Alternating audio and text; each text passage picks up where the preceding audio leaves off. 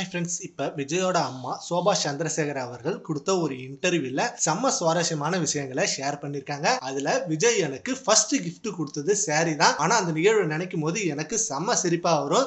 ஏன்னா விஜய் அப்போ படம் நடிச்சுட்டு எனக்கு கிஃப்ட் கொடுக்கணும் அப்படின்னு சொல்லிட்டு அவரோட ஃப்ரெண்டு கடைக்கு போயிட்டு அம்மா சாரி என்ன சைஸுமா அப்படின்னு கேட்டா எனக்கு அவ்வளோ சிரிப்பு வந்துச்சு. டேய் சாரிக்கெல்லாம் சைஸ் இல்லடா அப்படின்னு சொன்னதுக்கு அப்புறம் தான் அப்படியா சரி சரின்ட்டு ப்ளூ கலர்ல 2000 ரூபாய்க்கு எனக்கு ஒரு சேலை வாங்கி கொடுத்தான். அதை இன்னமும் நான் மறக்காம வச்சிருக்கேன். அது என்னோட நீங்க நினைவுல ஒண்ணு. அண்ட் அது போல விஜயும் அவங்க அப்பாவும் ஒரு கார் பைத்தியம். ஏன்னா எப்பயுமே கார் ஓட்டுறதுல அவ்வளோ ஹாப்பினஸை என்ஜாய் பண்ணுவாங்க. இப்போ கூட ரீசெண்டா பாத்தீங்கன்னா தெரியும், முதலமைச்சர் அந்த சிங்க பெண்களுக்கு கார் கொடுக்கும்போது அந்த காரை நான் ஓட்டி பார்க்கவான்னு சொல்லி ரொம்ப ஆசையா வாங்கினாரு.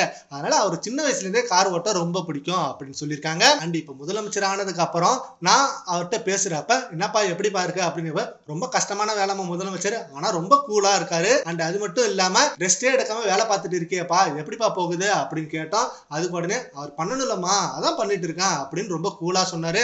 அதை கேட்கும் போது எனக்கு ரொம்ப ஹாப்பியா இருந்தது. அண்ட் அந்த ஆங்கர், நீங்க விஜயை எந்த மாதிரியான ஒரு பொலிட்டிக்கல் லீடரா வரணும்னு எதிர்பார்க்கறீங்க அப்படின்னு கேட்டதுக்கு உடனே யோசிக்காம அவர் காமராஜர் மாதிரி வரணும் அப்படின்னு சட்டார்னு ஒரு பதில சொல்லியிருக்காங்க. அண்ட் விஜய் அம்மா பிள்ளையா அப்பா பிள்ளையான்னு கேட்கும்போது அவங்க டெஃபினெட்லி அம்மா பிள்ளை தான். எப்பா பாரு அம்மா தான். அதே போல அவன் ஃபுட்டிலாம் இல்ல, லைட்டா தான் சாப்பிடுவான், ரொம்ப தனிமையை விரும்புவான். எங்க கூட ஷாப்பிங் வேணா வரவே மாட்டான், அவன் வீட்லயே தான் இருப்பான். ஸோ தனிமையா ஒரு ரூம்ல இருந்தா எவ்வளவு நேரம் வேணாலும் இருப்பான். அவனுக்கு தனிமைனா ரொம்ப பிடிக்கும். அதே போல தமிழ்நாடு இப்ப சேஃப் ஹேண்ட்ல இருக்கு. ஏன்னா விஜய் ஒரு குட் ஹியூமன் பீயிங், அது எல்லாருக்குமே தெரியும்.